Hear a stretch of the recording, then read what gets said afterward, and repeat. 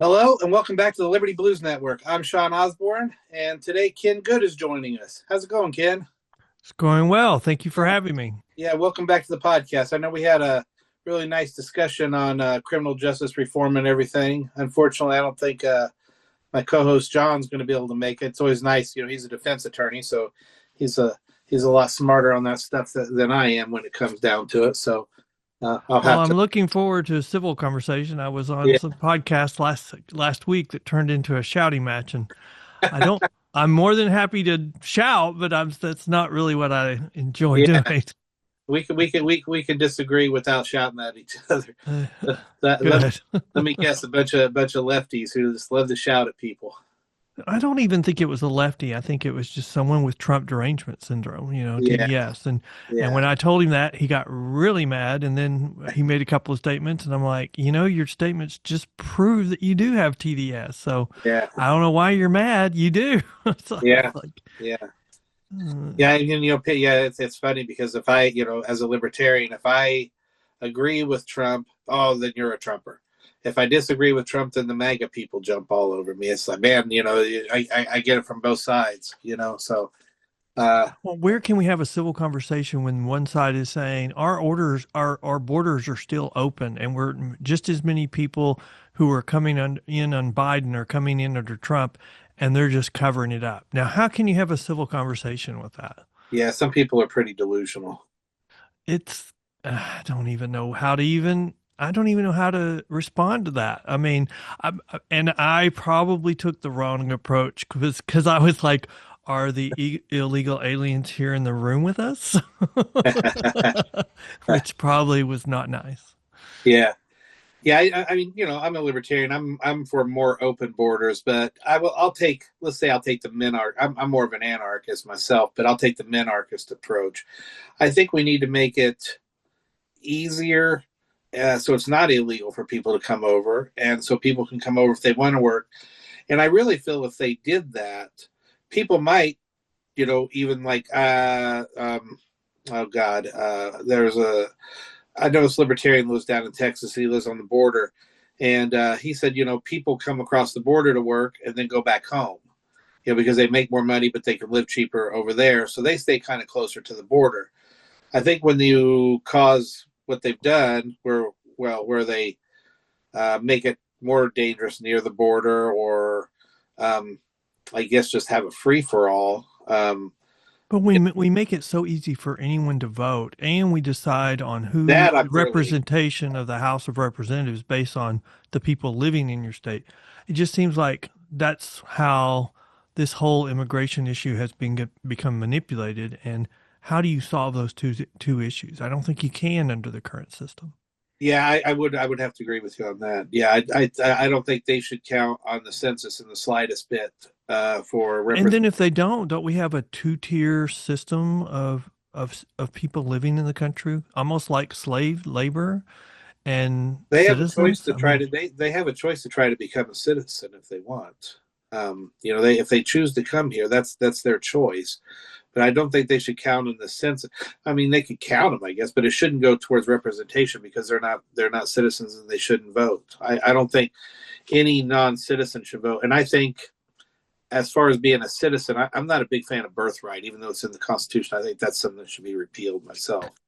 well, I mean, it'll be interesting to see how the U.S. Supreme Court addresses that because, I mean, there is an issue there because when it says birthright citizenship or you're born here, there is an additional phrase and it says under no one else's jurisdiction or something to the equivalent. So you're not subject to anyone else's laws. So if you're coming here from Japan and you're pregnant, you are subject to someone else's laws. So if you go into labor while you're here, there's an argument. I mean, and the way we're interpreting that, we're just ignoring part of the Constitution. Now, I'm not arguing for one way or the other. I'm just saying there is an argument, and Uh, maybe the Supreme Court will reject it, and they could probably reject it just because of our past experience and how we've in custom and practice and interpreting it. But I don't think that doesn't fit with their history. So it'll be interesting to see how that plays out. yeah, precedent has a case in it, right? So they could.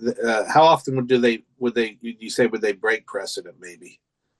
Well, I mean, the conservatives like to follow the plain wording, and so, if you're arguing birthright, but you're ignoring another provision, that's really doesn't fit in with them. So, with their interpretation of the Constitution, so they're not going to ignore some language. So, but I'm not sure. I mean, I think this is a tough issue. I think it's a tough issue for Trump to win. I always like to look at the merits of an issue and then look at the politics. And so the politics of this is all against anyone arguing that birthright citizenship should be limited. But I think there is, I mean, obviously there's an argument or he wouldn't be making it. I think Yeah. Trump is a very smart man. He knows what he's doing. Mhm. Um, and so I think that so he has an argument. Whether he'll win it or not, I think if you're just betting on politics, you'd say he's going to lose. But I wouldn't say that with this Supreme Court. Yeah, and well, just in general, he doesn't tend to lose a lot. You know. Not at the Supreme Court, but and I think a lot of these cases that are being filed and the TRO rulings are all they're not intended to win. They're just intended to either delay or to get a splashy headline that says Trump lost, and that's really the whole Yeah. purpose. It's just to undermine him and make him look bad, even though he ultimately wins. And so Yeah. Right. I mean, I've never seen that to this extent before, and where it's just this lawfare. Um, it's really, really bad. Yeah. Even the old sheriff here, Villanueva in Los Angeles, Hmm. he uses that term lawfare, and and he's a Democrat. He said that Well, he but California, I mean, the Democrats are the ones that have perfected lawfare. And yeah. so, and in California, especially within the area of criminal justice reform, because my understanding is even though, Gascon lost and lost big, then they started filing lawsuits before he left office to place consent decrees on sheriff's offices or police departments, which were essentially putting the Gascon restrictions on them, but doing it through judicial lawfare. How did that work? I mean, I remember hearing So about you that. do it. Okay. So lawfare is when you file a Oh yeah, lawsuit, no, I mean I but understand the lawfare because I mean, like I said, it's just it, two sympathetic parties on both sides, the plaintiffs and the defendant. So you've got an activist plaintiff's firm and a city that's sympathetic to them, and they file a lawsuit and they agree to it. So they put restrictions on the sheriff's office, which are consistent with the limitations that Gascon put on him when he was in office. But they're putting on the restrictions on the police station or the police department through a consent decree saying that they've been discriminating or they're racist or something. So because of that history, they have to agree to these policies. okay, yeah, because the sheriff had talked about that kind of stuff as well because he wrote a book about being a sheriff in a blue state and how terrible it was even for him as a Democrat. Sure. Honestly, I think he sounds more like a libertarian on most of his views because he's just pretty common sense law kind of guy. He doesn't. Well, but isn't the weird thing about this time period that we live in? It's like the Democrat Party or one of our two parties has outsourced all of its criminal justice reform and its bail reform to activists, and they're setting policy, and they're never going to admit they're wrong, and that's why even when the policies don't work, they won't admit it. They just want more time. And Yeah, so even though the crime rates are going up, crime's going up, they're like they'll say no, it's not. They'll just say the sky is green. It's just ridiculous.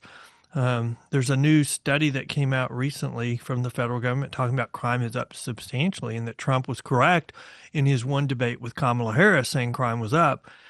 But you can't find that because when you just Google crime rates, all you find are these pseudo science reports from these activist groups, and they're always going to say crime is going down or it's not going up.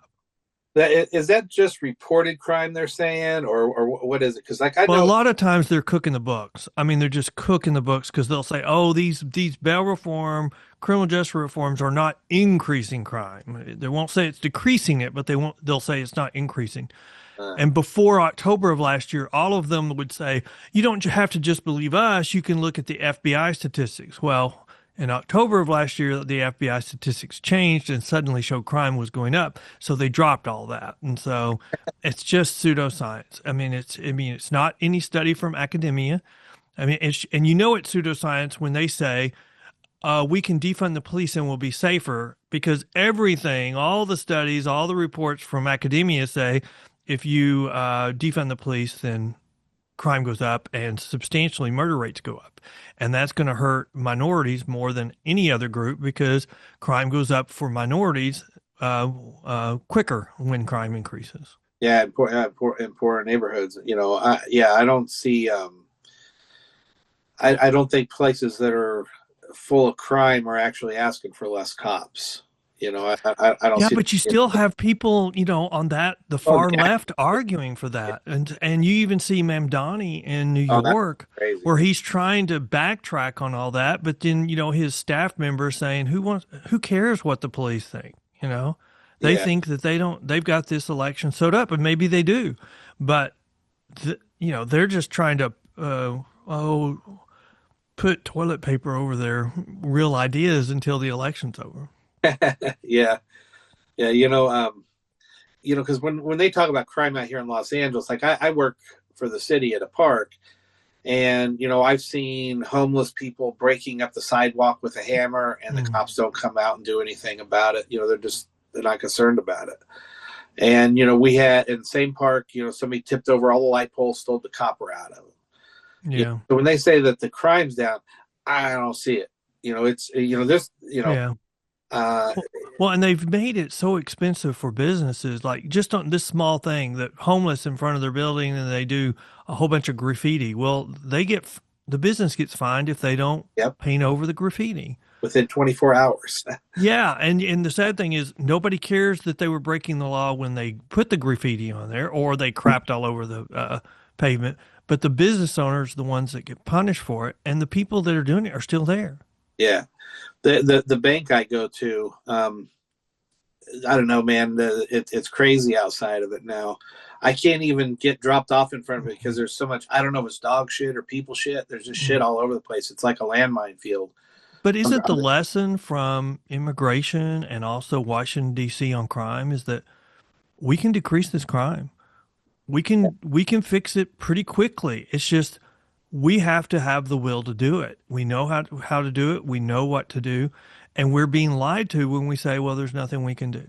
Yeah, it's funny because I'm very for ending the war on drugs. So a lot of my life I've been very adversarial with the cops. I mean, I've woke up with the cop's gun in my face, things like that. So I don't like the war on drugs. But I'm not against the police. I think they as long as I wish they would spend their time with property crimes and violent crimes and stuff like that. Some people when I say I'm against the war on drugs, they start talking about Portland. I said no, that's not what I'm talking about. I don't think taking the drug should be illegal. Now, just like alcohol, I can drink all the alcohol I want. But But isn't Portland a good example of what happens when you decriminalize the bad drugs? Everybody, it just becomes a pigsty, and people start setting overdose records every month. that to me isn't the truth though, because what they Well, do, like just like with alcohol, if I get drunk and I go out and act like a maniac, I can get arrested for that. That's what's illegal, and they're not arresting people for what's illegal. Just like here, where the cops refuse to come out when somebody's destroying city property. I saw another guy with a hammer beating the holy hell out of a parking meter so he could get the money out of it. They don't come out for that kind of stuff. That just we had we the but fourth that tells you we're just. You're just teetering on anarchy in your area. I would say it's not anarchy. I'd say it's just Well, very bad. as long as it's a low level crime, Yeah, nobody cares. And so who gets penalized? The I was, taxpayer in the situation with a meter, private taxpayers, the landowners. Who are they those are the helping in crimes that they should be taking situation other care of. than organized crime, gangs, and career criminals? Who are they helping? They're just hurting everybody else. Yeah. That's what I mean. If they actually went for the property crimes, that's what they spent their time on, property crimes, and if somebody is on drugs and acting crazy, But I read an article one time that said if you gave up on fighting drugs, that's 80% of all crime can be traced back to the drug economy in some form or another, whether it's property crimes, but they're all in some way, 80% of all crime is related to the drug world. I So would. if you give up on that, I mean, you're giving up on crime. No, I don't think so because I mean, again, alcohol it does the same thing. I mean, I mean they've proven, like say during the Super Bowl, the amount of domestic violence and stuff goes up because people are drunk. I'm not saying give up on policing bad behavior, but the fact that somebody does drugs doesn't necessarily mean, because a lot of people do cocaine, and not everybody doing cocaine is out robbing houses. So I don't know anybody doing cocaine. I'm a musician. I've known lots of people doing cocaine. Okay. Well, I mean, in the world in the world I live in, I don't know anybody that does cocaine. Yeah. I mean, I've known people, and I've known people that have paid the price for it too. I mean, one of my friends was Well, Shampoo, who yeah. OD'd because of cocaine. So I mean, I've seen the Well, bad. don't we have studies coming out now starting to talk about, the medical risks of long-term marijuana use and that, it can cause all kinds of mental issues as you get the longer you use it. I mean, I think there's some recent studies on that. Um, I don't know how much I believe him. I mean, I've smoked weed. I could smoke, and I could probably keep up with Snoop Dogg on how much weed I smoke. And I've done it for decades now. Uh-huh. And I haven't had any issues But with it. isn't that part of the issue? I mean, everybody reacts differently to drugs, and it's a foreign thing in your body, and some bodies react differently, and it's kind of like for alcohol. There are people who naturally have a genetic situation where they're prone to be alcoholic. So, Yeah.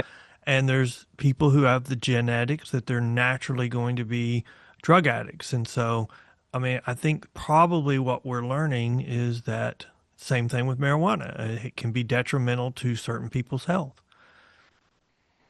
Yeah, and prohibition didn't work with alcohol, and it really doesn't work with this. I mean, prohibition with alcohol was just, I mean, it basically made the mob, um, and again, yeah, I do agree with you. Everybody has, when you take something, it doesn't have the same effect on people. Like if you're schizophrenic, probably not a good idea to smoke weed.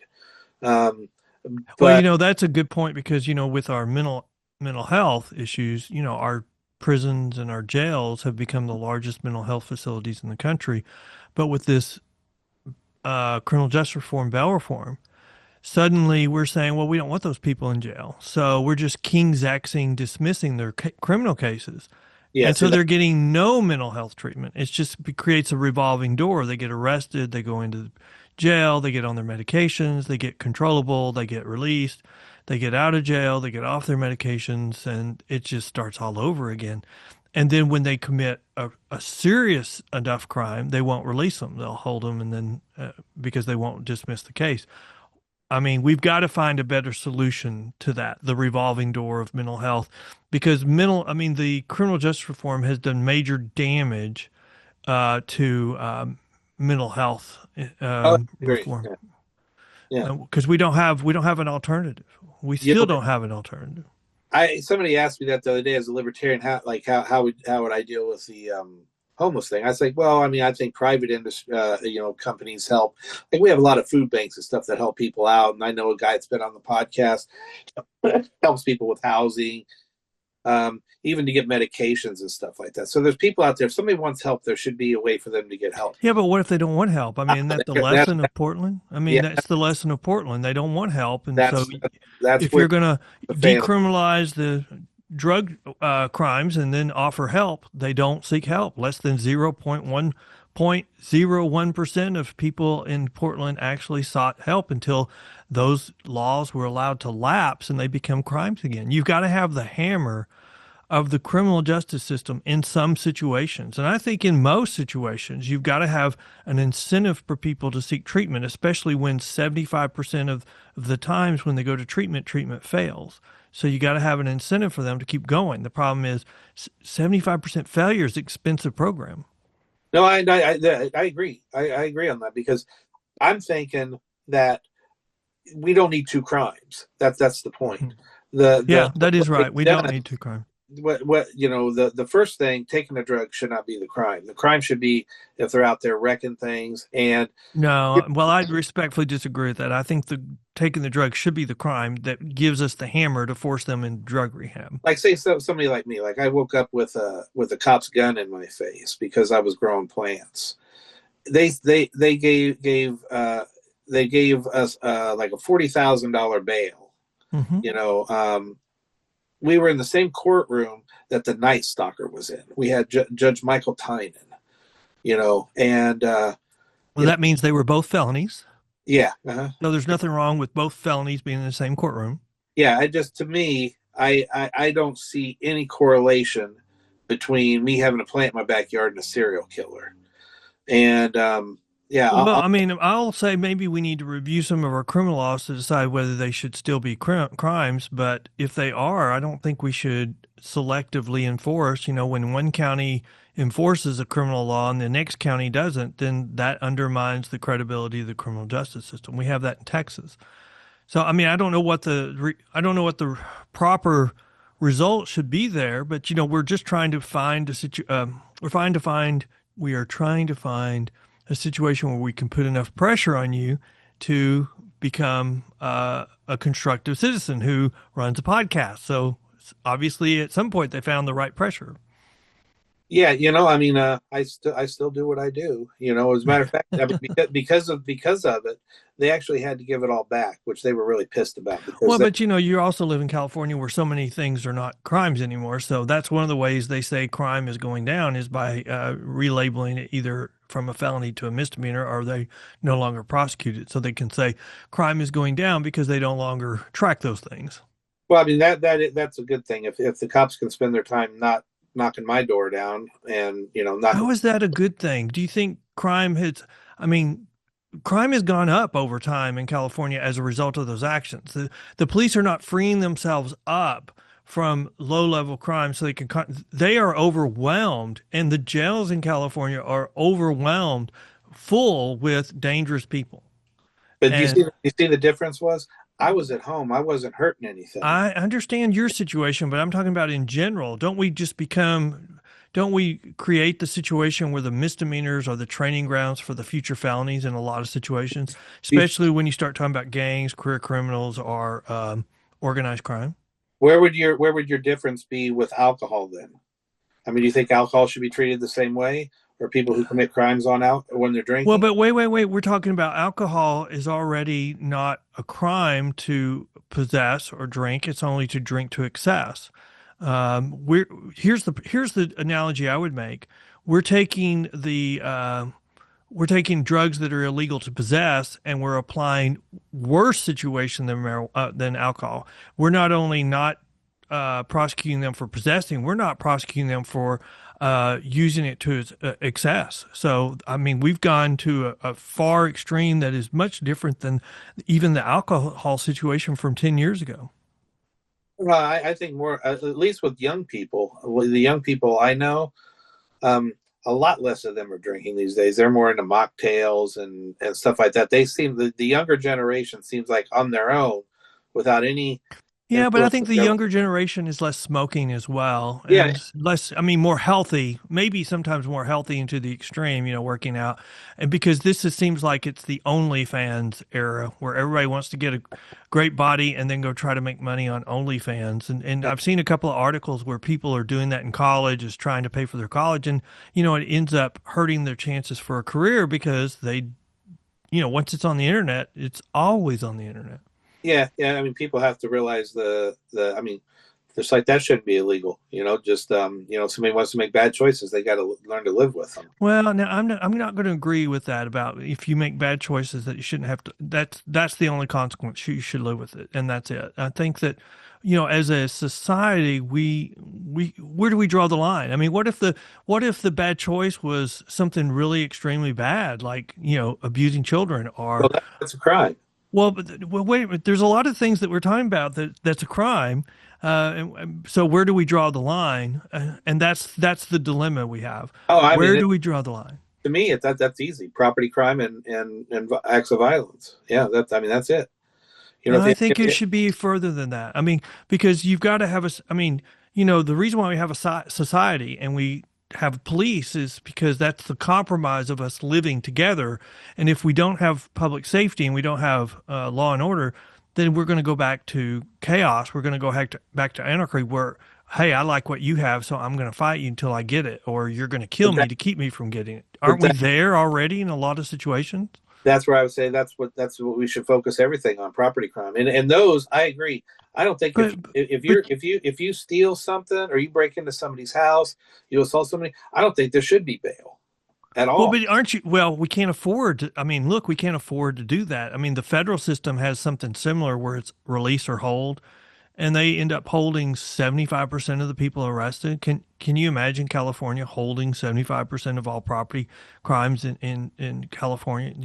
You can't afford, the taxpayers couldn't afford that. But the interesting thing is California really discounts property crime and says, hey, that's not an important crime. I mean, I don't know. I'm kind of wondering what they think an important crime is right now, but they don't think property crime is one of them. They think that's one of those life choices, or you're stealing food to feed your family, and Yeah, which is when you set policy based on that statement, you're also setting policy that allows 20 homeless people to run into the pharmacy and steal everything they can grab and run, and then give it to a guy for $10, and then they have it on sale somewhere online. I mean, that should not be okay just no, because it shouldn't be. someone decides to steal something instead of go to a food bank to try to feed their family. I mean, don't we have, that's why we have all the food banks. It's Yeah, just ludicrous. yeah, no, I absolutely agree with you, and I think and back to the homeless issue, we need to make it easier for people to get help who want help, but those who don't want to get help, we need to make it terribly difficult on them because they are fucking with Well, everybody. but what percentage of homeless, and especially in LA, have mental health issues? I mean, it's really high number. Yeah, it's And then how do you help the homeless when California did a bond election for billions of dollars to address the homeless issue? And I mean, I think in the last week or two, we've had our first arrests for people taking advantage of that situation. I mean, we've got billions of dollars that were set aside, and we don't know where a ton of that money went because it just gets, I mean, it goes for who knows what reason, probably kickbacks. I mean, oh it's yeah, I'm sure ridiculous. that's what it is. I mean, the sheriff was talking about that on here because like they spent enough on they spent so much money that for every homeless person they could have bought a house. Sure. I mean Well, and that then when they do that and everybody kicks the can down the road, it's not yeah. my fault. I didn't vote for that part. I mean, everybody loses credibility and you don't know who to trust. And so when we try all these nouveau plans, I mean, it's like we should go back to what we know works. I know you don't like that because that seems like a Republican initiative right now. 5 years ago it did, 10 years ago it didn't, because both parties were law and order. And so we need to go back to that law and order mentality until we get this straightened out. And then we can try once again these nouveau plans that never work. I don't think arresting people for property crime would be. Oh, I mean, I guess out here it's not popular, but yeah, I mean, I don't look at it as a nouveau kind of thing. I don't either. And in Texas, if you break into my house and steal something and I see you running away, I could pull a shotgun out and shoot you, and I have every right to do that. But you don't have that right in California. It's weird. My neighbor had a guy jump his fence and attack him with a knife, and he shot him and killed him. And Hmm. he didn't get charged with anything. Well, So because he had a knife. But if it's just stealing something and then oh, running away and then you were to shoot him, you'd get prosecuted in California. yeah, oh yeah, absolutely, yeah, you're right, yeah. So yeah, that does suck.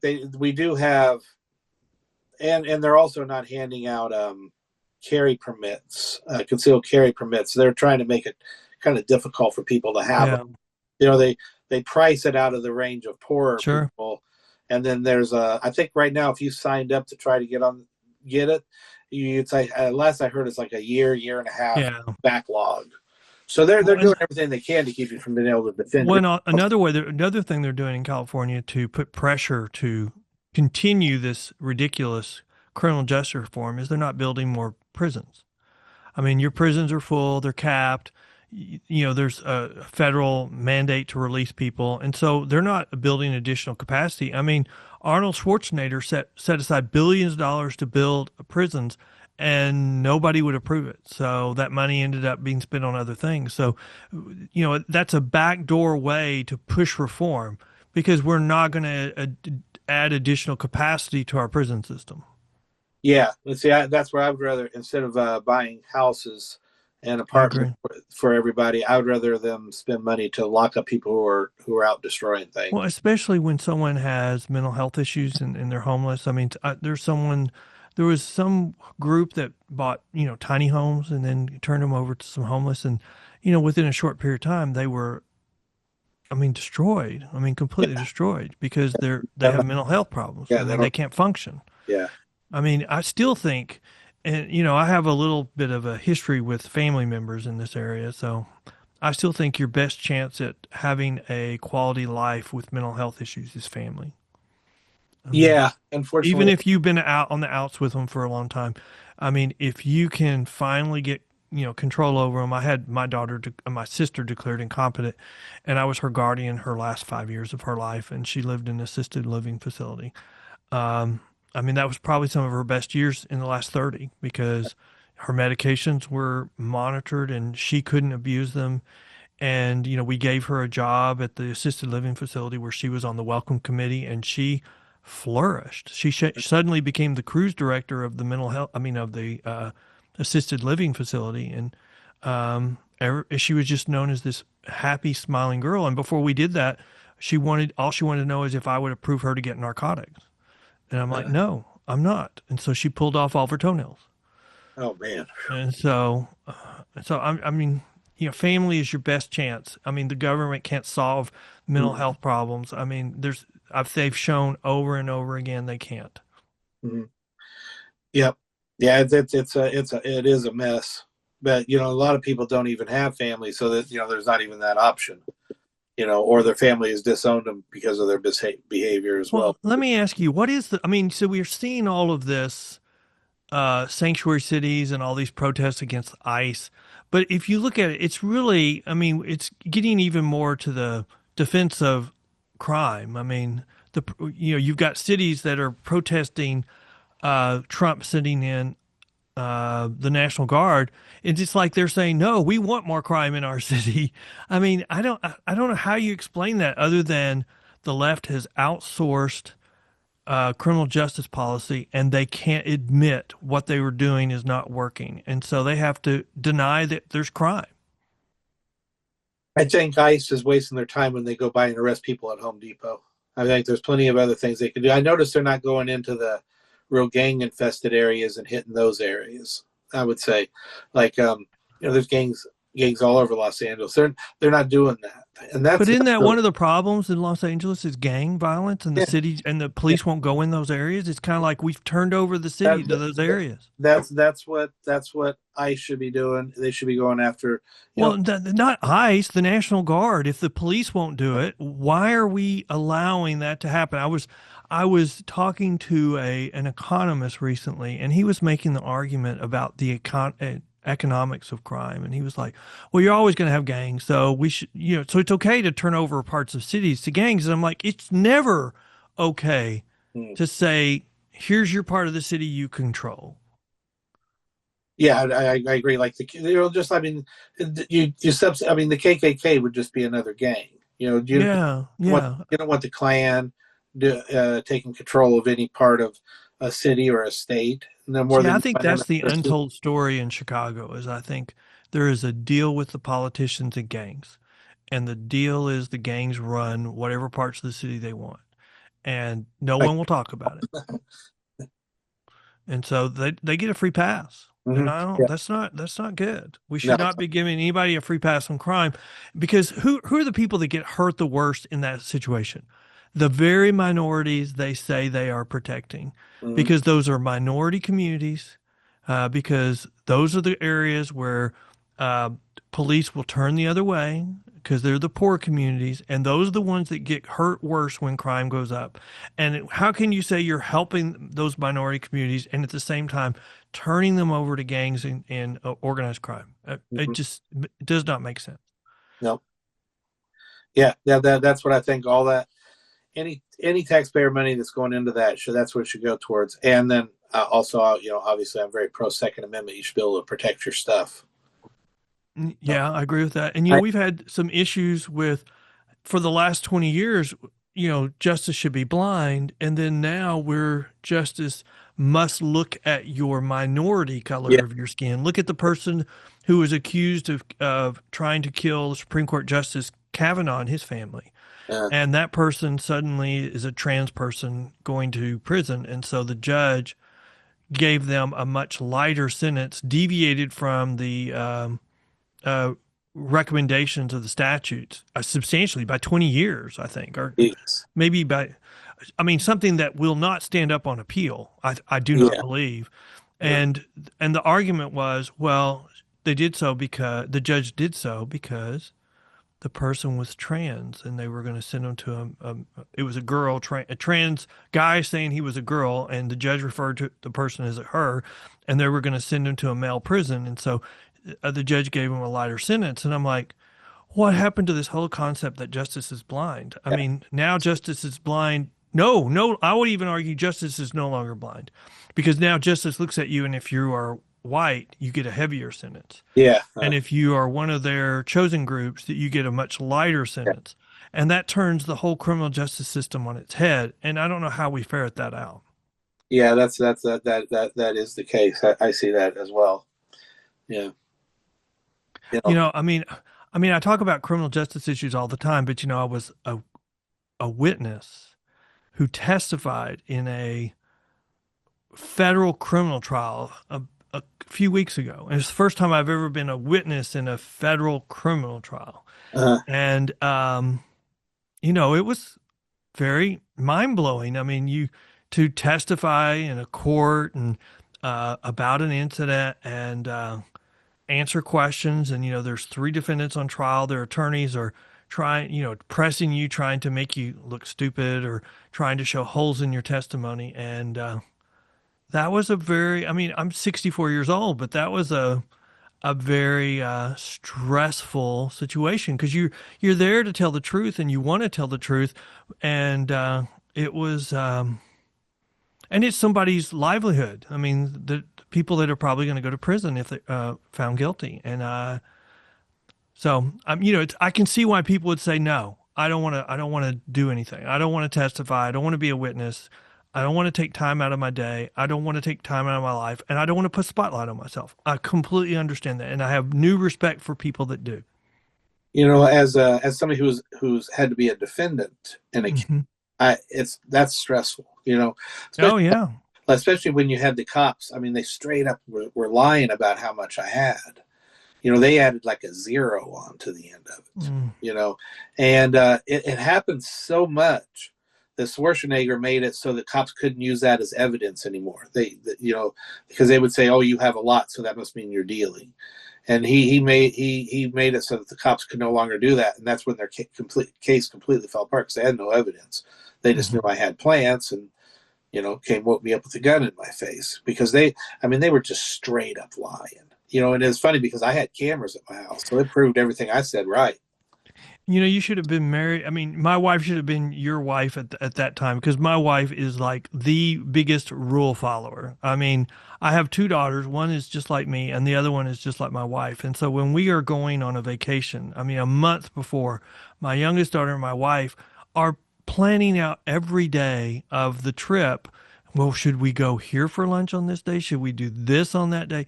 I mean, and the same thing. I mean, she is a rule follower to the extreme. So, I mean, yeah, I've been married for I think 29 years this year. I mean, I Uh, can't even imagine what she would have done to me for breaking the rules. yeah, even as a musician, I find you find ways to break rules and become innovative in music. Well, I'm not. Yeah, I mean, my personality is much more as a rule breaker, but I mean a rule breaker. I mean I'm an attorney, so my idea of a rule breaking is find a way around the rule, not violate a criminal statute unless it's dealing with speeding or dealing with a don't turn right when you're not supposed to, or stupid stuff. But I will tell you this, during COVID, I got mad at the world, and so one of the things I did is my car registration expired, and so it was COVID, and nobody was going anywhere, and so I was still working because I was crucial, whatever. So I got a ticket for an expired uh, registration. So I just peeled my registration sticker off and say, well, let's see how long it takes them to notice that. Well, then they noticed it several months later, and I got another ticket. And so I ended up getting my license suspended because I didn't replace my registration on my car. And, and it took me a while to straighten that out. And it was all because I was mad during COVID. And so I don't think I mean, those were terrible choices on my part. And I suffered the consequences of those terrible choices. But in my situation, I suffered them because I was a person who had the funds and could afford to straighten it out. If someone, a poor person would have never been able to. And I felt so bad when I did that. When I got in line, there was a guy in front of me who had tickets or something, and he'd set up a payment plan. And so when I got to the line, I was like, here's my problem. Here's what the judge did. Here's how much I need to pay. And would you add what that guy in front of me just add his to mine? And they're like, you want to pay his ticket too, that he just set up a payment plan for us? I do. And they're like, why? And I was like, well, I have built up a lot of bad karma. And so I need a little good karma. And I'm hoping that by paying his ticket too, then that will help me get a little good karma. We need more people wanting good karma instead of I agree with that. we have. Yeah. Yeah. You try to do a little good in the world. That's a nice thing. Yeah. Yeah. Yeah. I think you weren't alone. COVID was pissed off a lot of people. I got, Yeah. I got in trouble for not wearing my mask at work a few times. So I didn't like any of those rules. I don't want to be told what to do. I'll open a window. You know? Yeah. I didn't wear a mask unless I went somewhere and they told me to put on a mask. I mean, I just didn't do it. I Yeah. agree with you.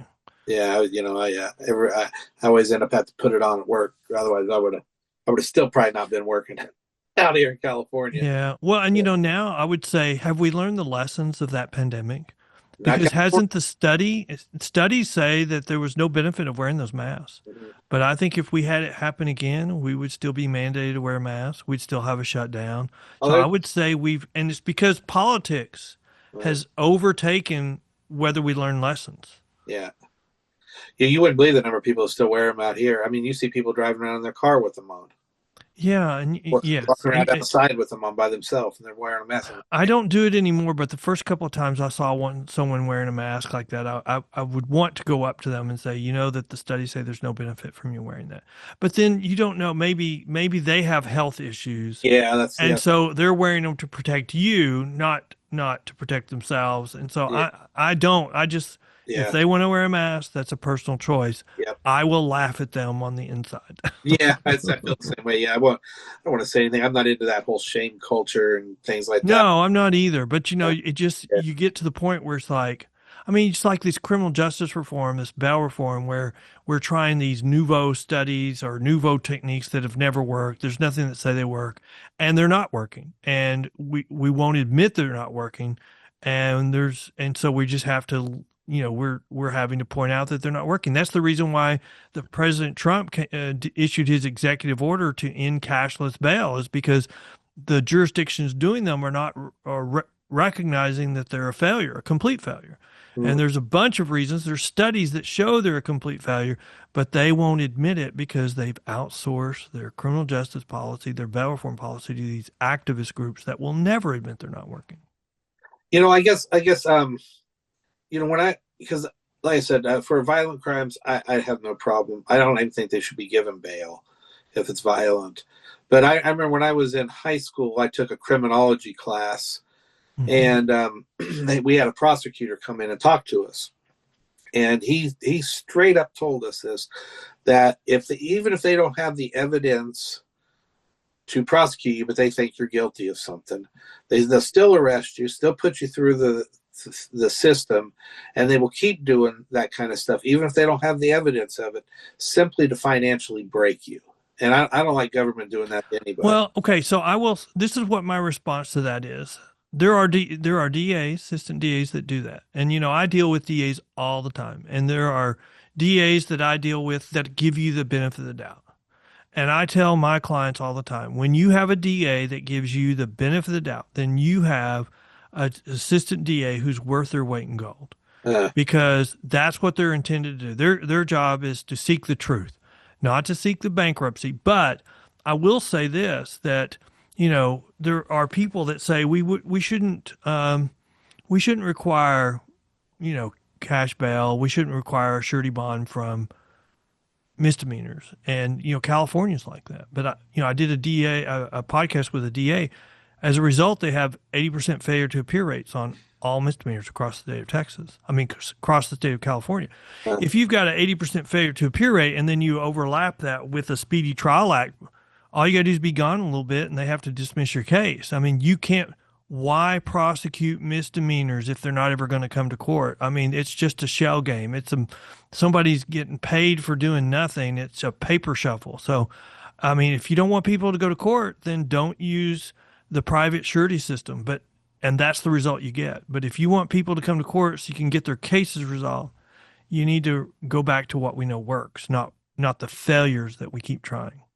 yeah, I mean, yeah, I think I mean, a misdemeanor theft is still a theft. I think that's something you have to. Well, the case still has to be resolved. Yeah, that's what I I mean. mean, and we want it resolved. We don't want it just dismissed because we don't I wouldn't have a really want problem. it resolved. Yeah, I wouldn't have a problem with bail. Somebody have to use bail if even if it's a misdemeanor, if it's a theft crime or some sort of property crime, or if they, I don't know if punching somebody's a misdemeanor or a felony. I think it depends. Assault by and large starts out at a misdemeanor, but Yeah, I mean, I would add a lot of drug crimes to it too. yeah, But that's probably where we would respectfully disagree. yes, yes. Indeed. I'm not going to yell at you. Good, good. I'm not in the mood to yell back. So yeah, so when did Trump do that? When did he do that He thing? did that in the last month or so, Yeah, maybe I remember right reading. around a month ago.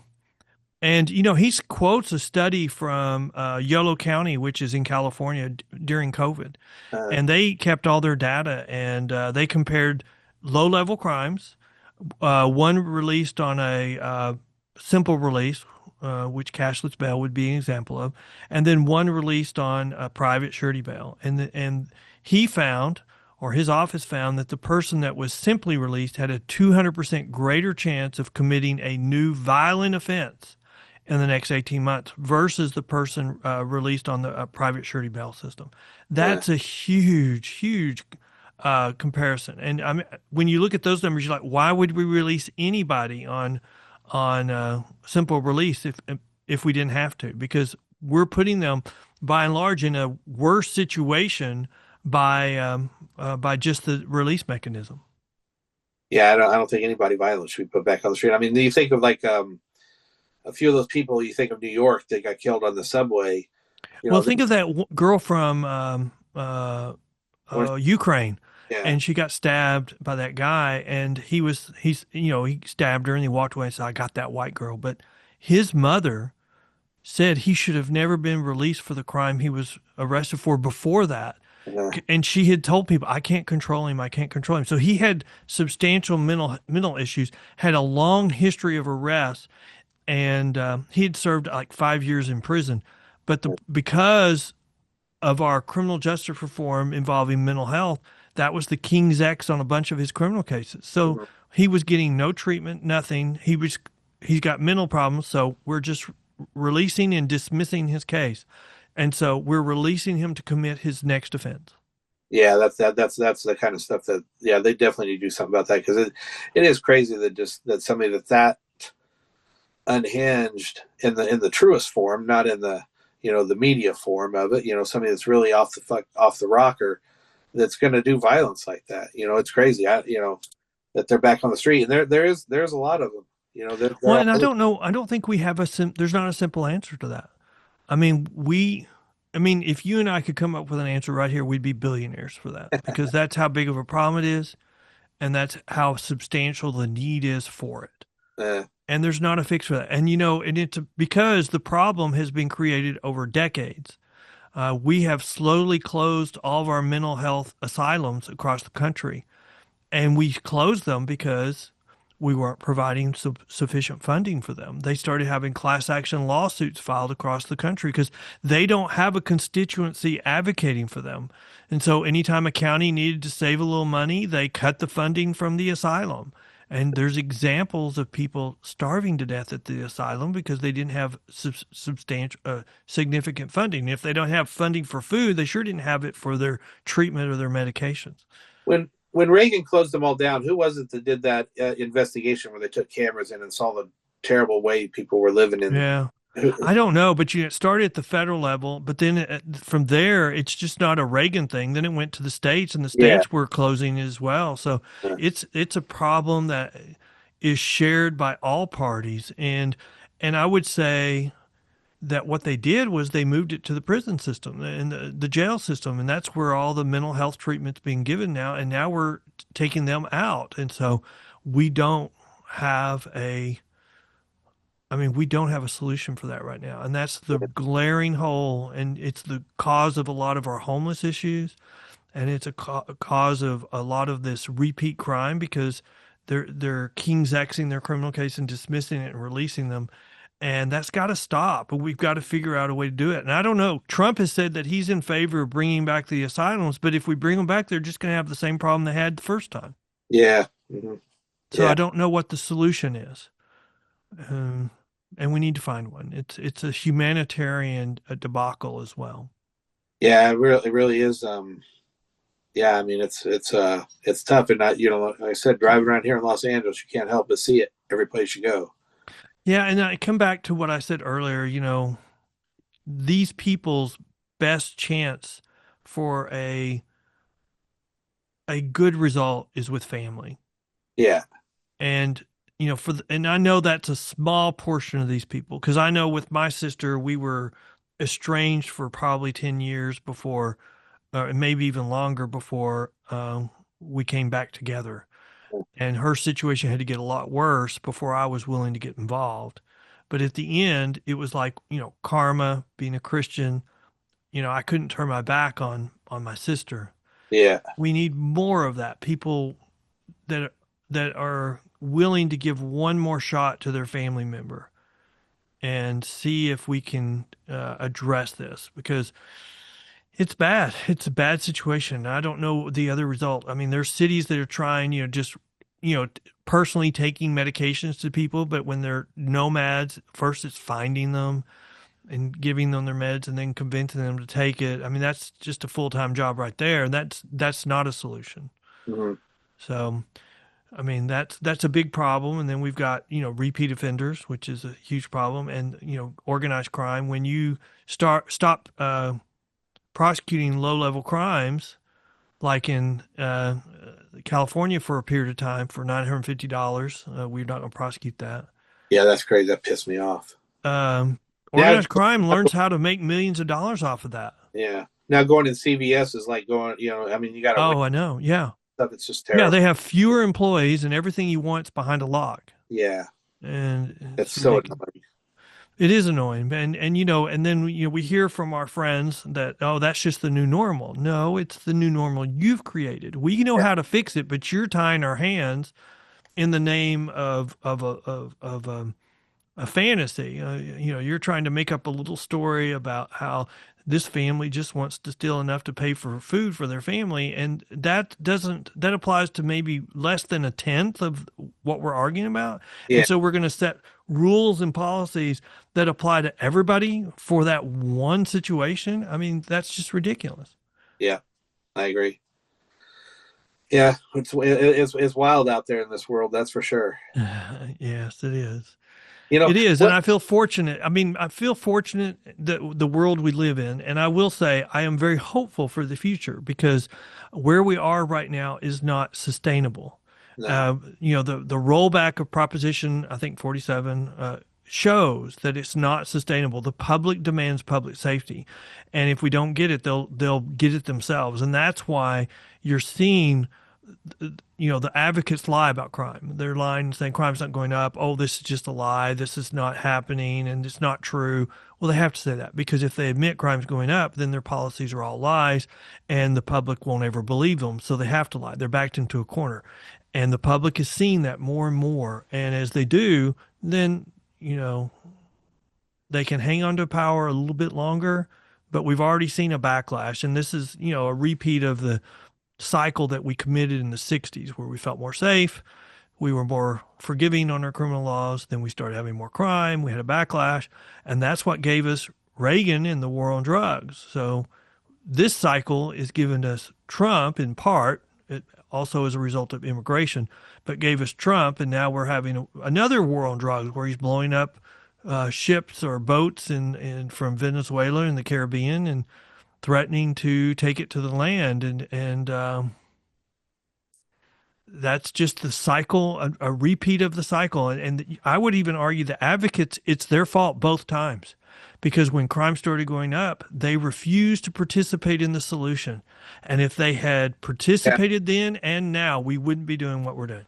yeah, I agree with that. I think they that I can't even say they're soft on crime. They just ignore it. I agree with that. I agree with that. They ignore it and then they say it's not crime. Yeah, yeah, yeah. And when you do that, you lose the trust of the public. One thing I guess, as I mean, I'm not a religious person, but I would like to see religious organizations take more of a part in helping out with healthcare and stuff like that, and mental health. I know historically,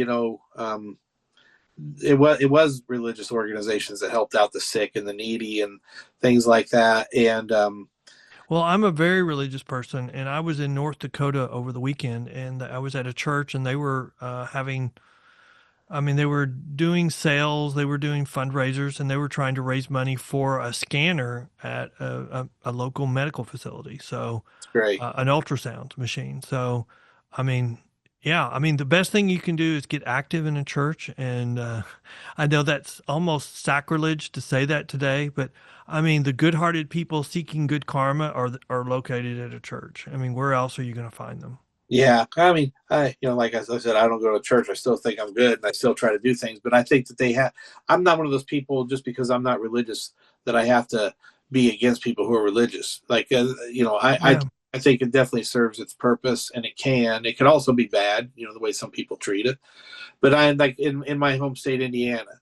There was a mega church there that paid everybody's bills at a hospital. They wiped it clean, and I was like, you don't that didn't make national news. It didn't. Yeah. You don't Great. hear Yeah. progressive talk, and it wasn't just their paid their the people who go to the church. They did it for everybody, and I've done things in the past where, they were asking me about what publicity I want. I said, I don't want any. yeah, And that's not why I'm doing this. yeah, I'm not doing this. I'm doing this to help this person. And and I've received help. I have a daughter. I have two daughters.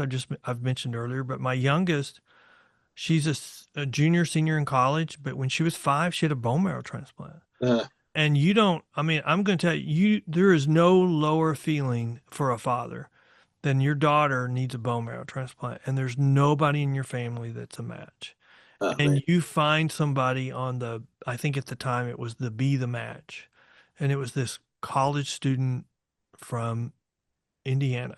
Was going to college in Indiana, and she skipped a final to go give her bone marrow so that it could be flown across the country to Dallas, Texas, to be given to my daughter so she would have a chance. So yeah, she was the gift of life when yeah, I could not give anything.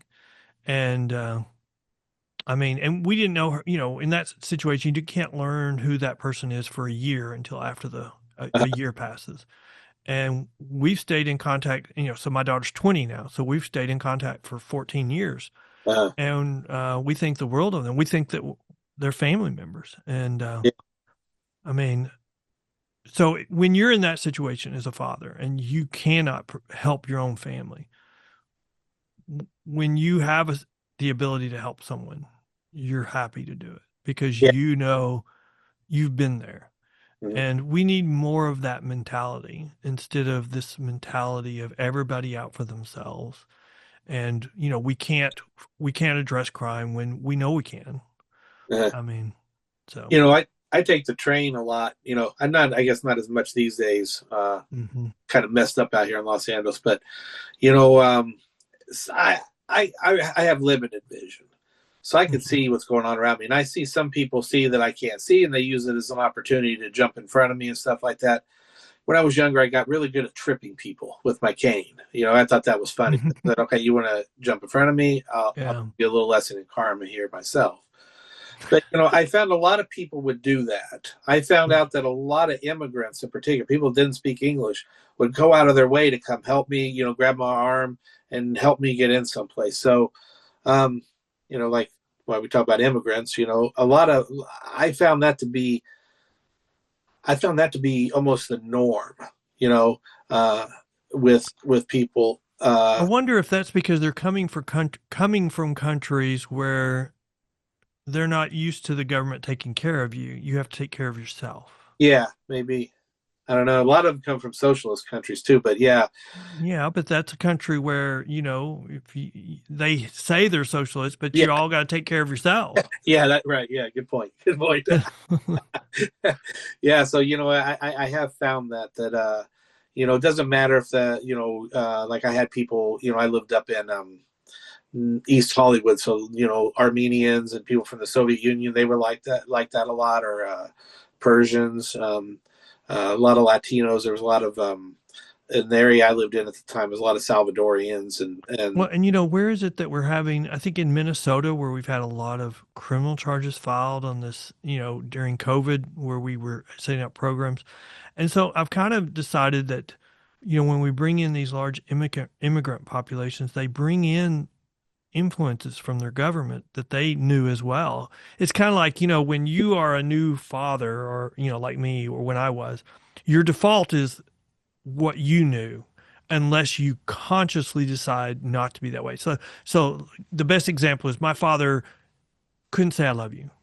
And so I decided that was not the type of father I was going to be. I was going to tell my wife and my children I love you. And I probably say that every time I talk to them. But the same thing I think applies when you bring in a lot of immigrants from one country. They by default bring their government with them or their government practices.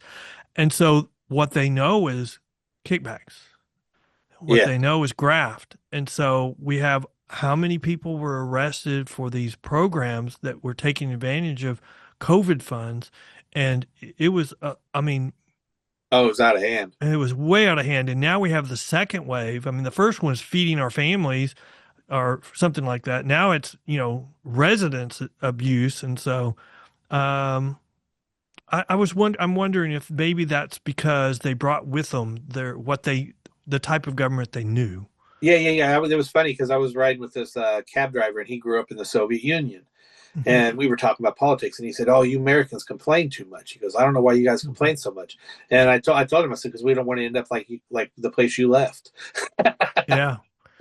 you know? But I remember a time where we didn't fight like we fight right now. I mean, we're more like a third world government now than we've ever been. The Oh yeah, fighting, the fisticuffs, the language about yeah, someone's like Hitler. I mean, we've always had every Republican since Eisenhower has been called Hitler, but now we're getting to the point where it's just. I mean, I like to say I was on a debate recently, and the person couldn't respond to my arguments, and so they just said I was a racist. When they can't respond to anything else, they call me a racist. And I think we've gotten that in that same place, and I think it's code to identity politics. yeah, yeah, So when we get to something we can't respond to, we say they're a fascist, yeah. they're Hitler, and that's the code. Say don't listen to them anymore because I can't really respond to that argument, and I want you to not listen to them. And so we use toxic language as code on Uh, this identity politics, and yeah, I think we're getting away from that a little bit. But you can see the far left pushing hard, yeah, hard on that right now, trying to get one last gasp out of it. yeah. They are. Yeah, identity politics is the worst thing. I just hate it. I It's do funny, too. people insult each other. I mean, yeah, Nazis are terrible, but then they're proud to be communists, and communists killed even more people than Nazis. Well, and so I was on a podcast where we were yelling at each other last week, and so he used that Trump's Hitler, and I'm like, okay, wait, stop right there. Tell me how Trump is like Hitler. I mean, because last time I checked, he didn't kill millions of Jews. In fact, Yeah, they were just the day before celebrating him in Israel, and they had up a light show that created the Mount Rushmore, and they put his face on there saying that he should be on Mount Rushmore. And that doesn't seem to be very Hitler-like. And no, so no, he said, well, now I'm not saying he's like Hitler because he's wanting to kill millions of Jews, but I'm saying he's like Hitler because he's doing blah, blah, blah, blah, blah. And I'm like, when the public hears you say Trump is like Hitler, they don't think of oh blah blah blah blah. They think about killing Jews, yeah, and you're not governing yourself, and you need to stop that. yeah, I agree. Yeah, there's people use that. It's crazy how they just fall back on that, the Hitler fallacy. Yeah, yeah, it's ridiculous. Nuts. So, can you think of anything else you want to talk about before we wrap her up here? Well, I would just say if people want more information about our organization, they can go to pbtx.com. We have a blog where we highlight criminal justice issues, important ones that we highlight anyway. And then we also have our own podcast. There's a link to it on our menu, but we also have a website you can go to called thebailpost.com. And all we do on there is talk criminal justice, bail reform issues, what works, what doesn't work. And, our next podcast is going to be interesting because I'm talking to an economist who did a study, and the study said when you defund the police, crime goes up. But then he spent almost 2/3 of the podcast downplaying that and talking about, the activist proposals for addressing crime. And you're just like, you're just spending all this time refuting the study that you and two other authors released. It's kind of interesting, but we'll see how it I goes. have to tune in for that one. That sounds like it might be. When's that supposed to be released? Any day, All as soon right. as I have time to edit it. All right. That sounds good. That should be interesting. So, well, I appreciate you coming back on the podcast, Ken. I really appreciate it. Well, thank you for having me. I've enjoyed it very Yeah. much. Yeah. And I appreciate a civil conversation. That just goes to show we don't have, we can have a conversation with somebody and it doesn't have to turn into madness, Yes, it it doesn't have does to get not. personal and shit like that. We It can does not. And disagree to disagree. that's right. And I have a temper, and sometimes my temper shows up when I get yelled at because nobody likes to be yelled at. Uh, I mean, nobody likes to be yelled at, and no, I definitely don't when I'm tired. yeah.